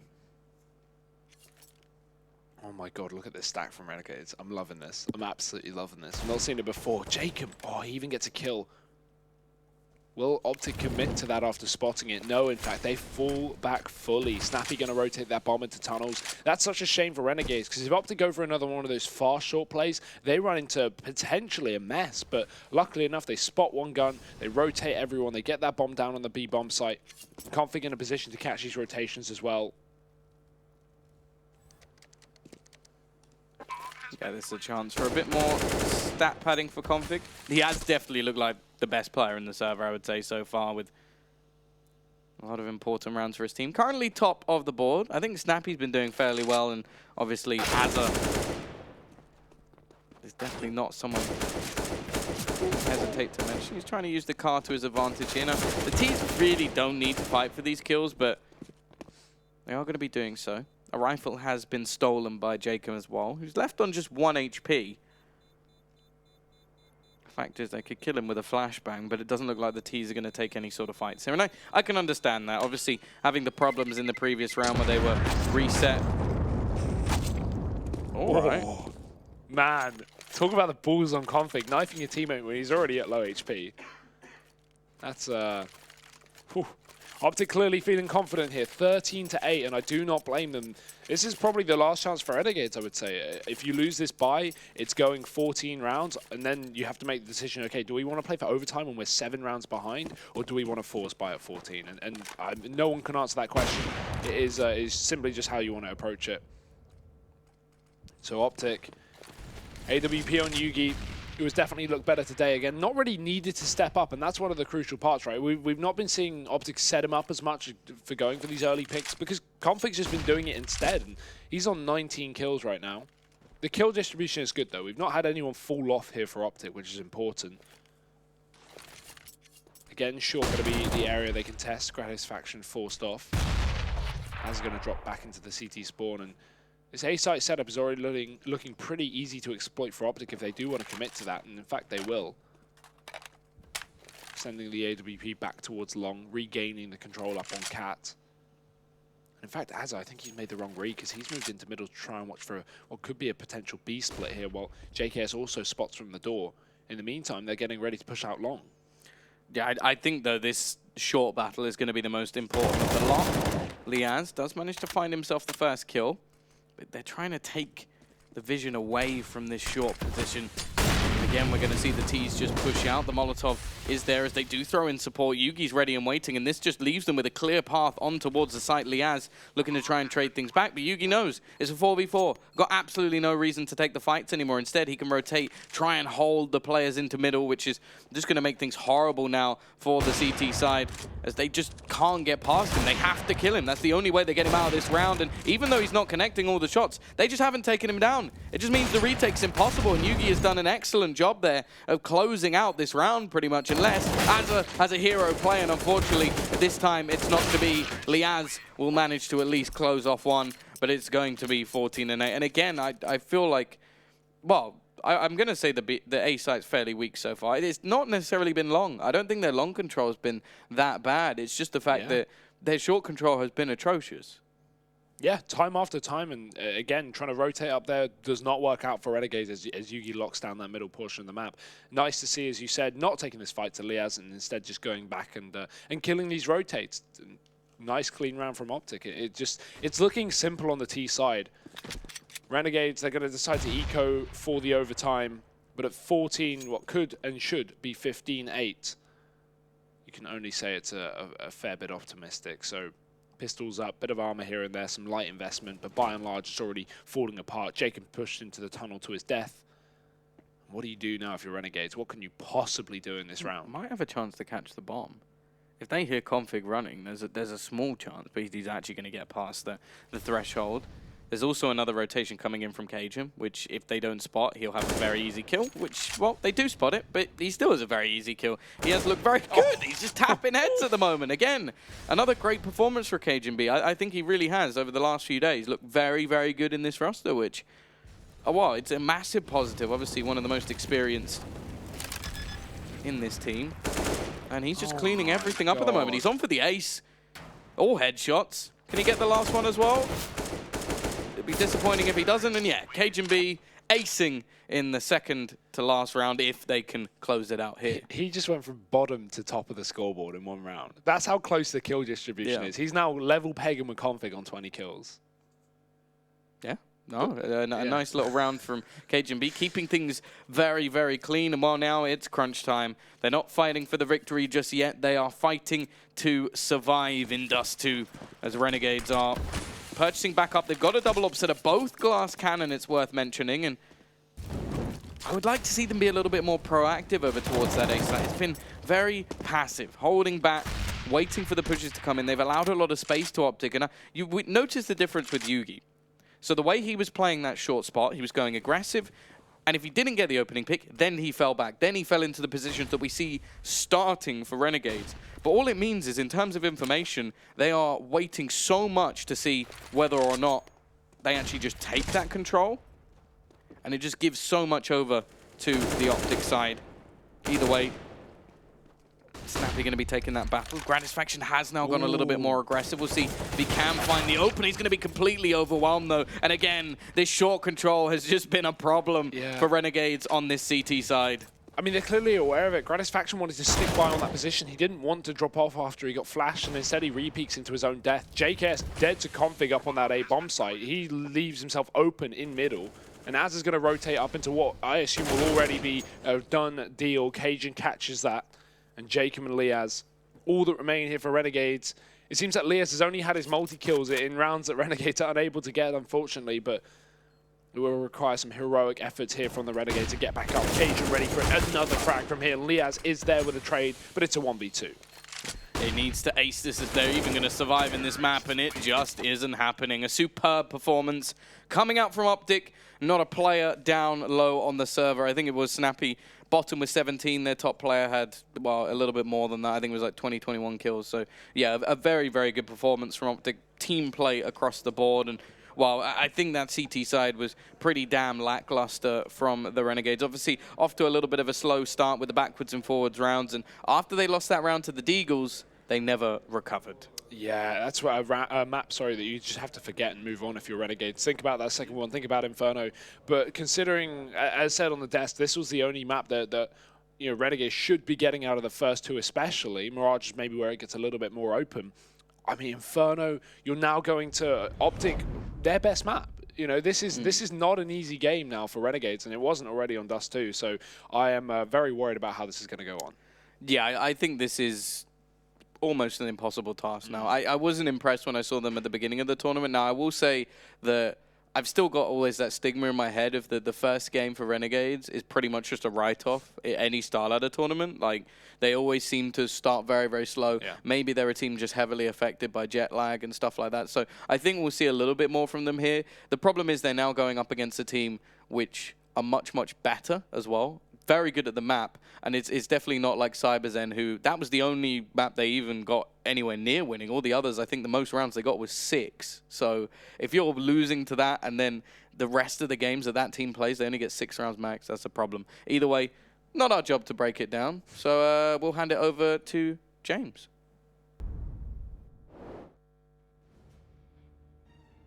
That's right, Tom. It is not your job. It is for us to do on the desk. But Renegades, the boys, they could not get it done on their map that we said was a must-win condition. That was a little bit tough. And I'm going to start with looking at just Liaz and Gratisfaction. Yeah. At one point, we were like, what, 8-4, and they both had 1 kill. Now, okay, it doesn't fall just on them. And yes, this is a big stage. They're in an event that this is their first big event with this team, right? It's a lot of change for these guys. But you need to be able to deliver, and this was their kind of home field advantage, right? Yeah, especially on a map like dust2, Gratisfaction not showing up in the early stages of this map was super detrimental to Renegades. Liaz, like you said, starting 1-11 in this match. Really hate to see that. Renegades did have flashes of brilliance. I saw a really cool cat fake where Azza ran off cat. They had, you know, a spawn drop smoke as well as cat smoke and a long A smoke. Yeah. They did a mid-B split. It was one of the only rounds Renegades actually succeeded on, I believe. But you saw like the early full B rush where they just get slaughtered and get 0 kills. That's where OpTic really started running away with things. Their long A rushes looked like they were missing a couple flashbangs here and there that maybe an organized team would have had. This was just clearly, you know, one of those matches where one team was way more prepared than the other. And you can just see it on the scoreboard as well for the OpTic guys. All of them putting in numbers. I think the lowest frag count was, who was it even? I think it was Snappy on Snappy, 17. 17. And he had the same as Yugi. Like, this was a real team effort. Exactly, it was the team effort. And it was the OpTic we wanted to see. I even said it before the game. You want to see Yugi step up. He did that. He had a decent game. Cajun, the phenomenal dust2 player he is, he stepped up and also showed that the secondary AVP role is sort of like set in stone for this team. He's super good with AVP. Obviously, used to play it full time in North. Didn't go too well, but as a secondary AWPer and as a hybrid AWPer, he's super well. So I never really saw Renegades here trying to challenge OpTic on the field. It just felt like the entirety of the OpTic lineup were just here to play, and it really makes me happy to see, because I feel it's one of the first time we see all of them step up at the same time. And now again, 4 matches in a row with a consistent win. OpTic is starting to look a little bit scary now. Let's be honest though, with no disrespect to Renegades, you've got to say that OpTic going into this were favoured overall in terms of experience and ability, but like, this is what we do expect from the OpTic lineup. You should be playing as a team. This should be where you all start to shine. I think one of the main things, at least from how it felt rough for Renegades, was once they get 1 or 2 rounds on the board, they literally just get slapped back down every time. Yeah, and this is Counter-Strike is a game of mistakes at the pro level, and what really cost Renegades is obviously those mistakes. The 2 versus 5 was the first round that OpTic won, where Yugi and Cajun came up big. That's what brought Yugi back into this game. He was bottom fragging the entire game actually, but that's scary for Renegades that he came back in. And then Renegades resets them the next round, but then loses an eco the following round, and where they get entry by 2 pistols. You know, like, that round was the pivotal swing round in this match, and those 2 mistakes in those 2 gun rounds is what cost them. It's a 16-8 game, right? So it's not necessarily that bad of a scoreline, but you just saw it on your screen. All the 5 top fraggers from the game were from OpTic, so it was just a joint team effort, and nobody really answered back from the Renegades guys. Now, what would you have said was needed from Renegades here, right, to fight a little bit more? Because certainly they couldn't get the rounds chained together as we would need to see them see, but also I think it was their T side was just so lackluster. And we say there, yes, okay, Renegades, you can get off to a slow start, but this is not a map when it's your pick that you can afford that mistake. Definitely, I think Sean was on point when he said like the opening kills and especially the way Gratisfaction and Lips played in the beginning were a big problem for them. Yeah. You can't have your AVP player who's supposed to be, especially on a map like dust2, he's supposed to be vital in opening up the map and at least securing some of the rounds, being that second and third guy coming in on a bomb side. He didn't do that at all in the beginning. He had 4 AVP kills throughout the entire game. That's a rough run for him. And just to touch a little bit on him, you know, he has had a good tournament so far, but as you said, playoff is just a different kind of a beast, right? That's where you feel the pressure. That's where you feel, all right, now we made it here. That's the first step. Now we got to deliver big time if we want to move on in the tournament. And again, I don't blame him. I don't hold anything up against him. It's still very new for him and new for his team. So it's fair enough that you have one of those outliers. He just has to shake it up, and he needs to step up big time on Inferno, because it seems like Yugi, as you said, he got kind of like kick-started after that round. Now, talking about getting kick-started after that round, that's what we didn't see. We spoke about Azza, right, being kind of not just the in-game leader, but kind of leading the charge from what we've seen from Renegades. Another player that really, he just struggled here a bit more. Yeah, and you could see they were bogged down a lot of times behind utility on catwalk. There wasn't many openings for him, so it's hard to really say he had a terrible game. But honestly, I think we might see more of the same on a map like Inferno, where you can get caught behind utility everywhere you go. Now, will Inferno be hell for Renegades again? And you can also go to Hell Case, open up some of the cases, even choose the cells to find out what skin you might be able to grab. Gotta love some Hell Case there. I'm trying to work this in. We're trying to grow into it. But Inferno, it is a map that we say massively favors OpTic here. OpTic are kind of their best map, right? And you said top 10 team in the world on that map. Is there anything Renegades could have prepared for to make this happen? Well, we did see that CS Money ad earlier. It said not just skins, but service. And OpTic is about to service Renegades with a plane ticket. All right, home. Sean. All right. Fire. All right. Yes. You turned up today. I definitely agree. I think when you look at the OpTic lineup, may praise them. I mean, it is one of the best teams in the world on Inferno, but there's so many good teams on Inferno, so we may even have a range of 10, 15 teams who are at the same level, right? But in that regard, they're just very capable of playing Inferno, whereas for Renegades, it used to be, like during the downfall, during the down period, it used to be the one map they actually could put up a result on, especially when they had Nifty on the lineup, so it's not like they don't know how to play the map. It's just now with this new iteration of the team, the new way they're playing Counter-Strike with Kassad back on the team as well, there's just so much new stuff going on with Renegades that consistently-wise and you know, when you think about it, it shouldn't be a problem for OpTic to go in here feel fully confident. As you also said, you know, they were the ones picking Inferno. They could have gone with Overpass. They could have punished or tried to punish Renegades and play one of the maps they didn't feel that Renegades would be ready or prepared for. But that says a lot about OpTic. I think they're super confident in their own gameplay right now. You see their latest results, winning against G2, Vega Squad 1 and Big. Those are three very capable teams of playing Inferno. Especially Big, right? Like that score is crazy because they're a team that's very methodical on it. Exactly, and a 16-2 on a map like Inferno, that basically never happens, because as Sean said, we could probably jump into a server, the two of us, with you on the back as well, and win a few rounds, you know, on Inferno. So it tells a lot about OpTic right now, and I think we're finally seeing this confidence within the team. And one thing is that we don't believe them as analysts out there and as fans of the game, but them themselves, you know, having not believed in them in such a long time is not a good sign. But it seems like a turnaround. It seems like OpTic now finally are starting to believe in their own abilities. And again, you know, I like how they just came into the video, allowed Renegades to get whatever maps they wanted to. We just know that we're better on all the new players well. Well, we know why you guys are the analysts, right? Because you were both thinking this can go 2-0. Yeah. I went for 2-1. I thought, oh, okay, Renegades, yeah, the boys, let's go, get dust2. Didn't happen. So, yeah, I'm just going to ask you straight out, guys. I must be jumping in and joining you guys. I'll paddle along. Is this going to be 2-0 now? I think so, yeah. I have nothing that shows me Renegades is going to get through the utility usage of OpTic on their CT side. OpTic has shown they have a variety of strats on their T side Inferno, unlike the other maps. I mean, I've seen them do like the smokes, the pit smokes, which are very effective for them right now. They wrap around the A-bomb site. They have strong B hits. I haven't really seen any of that so far. It's gonna go. It's gonna be one of two ways here. It's gonna be Config absolutely destroying Renegades now that he's confident, now that he's having a tournament he's having. You gotta look out for him on the banana side. He's gonna be super aggressive on the CT side and just constantly trying to knock down the Renegades guys before the round even begun. That may have a downfall as well. That may be a little bit too over-aggressive. He may be feeling a little bit too overconfident. That's, again, one of the problems surrounding OpTic and him as a player, that sometimes he gets a little bit too overconfident. He maybe over-investigates his own abilities just a tiny little bit. So if Renegades can find a way to take advantage of that, then there may be a close game in the books. But if Config is just going to ball it out, there's no way Renegades is going to win this. Okay, well, thank you very much, guys. That'll be us done for the moment. The question is, will it be sink or swim for Renegades? They must get this map if they want to try and take us to a third, but OpTic are looking strong. So we're going to go to a quick break, and when you come back, it'll be time for Inferno.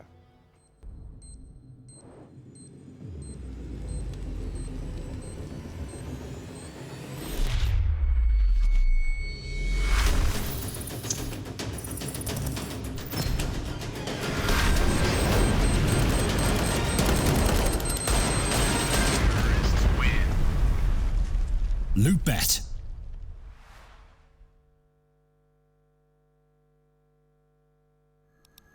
Did you know that when you make a trade on CS Money website, there is much more going on than meets the eye?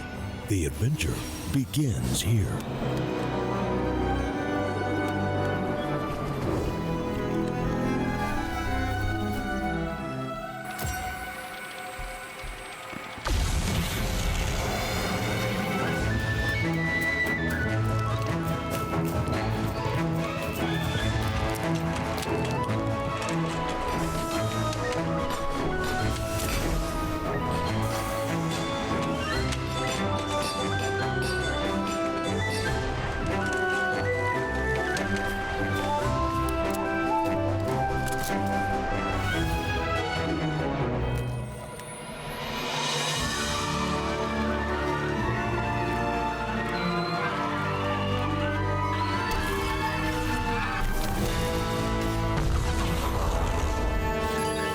Cool.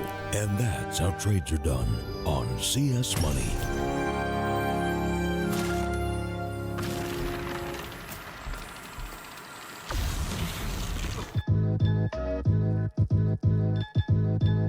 With Hellcase multi-cases, you're no longer restricted by random case opening mechanisms. Now, you are able to pick any of the cells containing skins and actually determine what you win.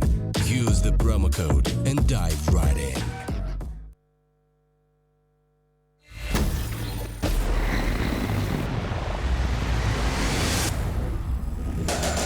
I'm a soldier. I'm a fighter. You can't burn me. I'm the igniter. Gonna be a legend. Gonna take it all.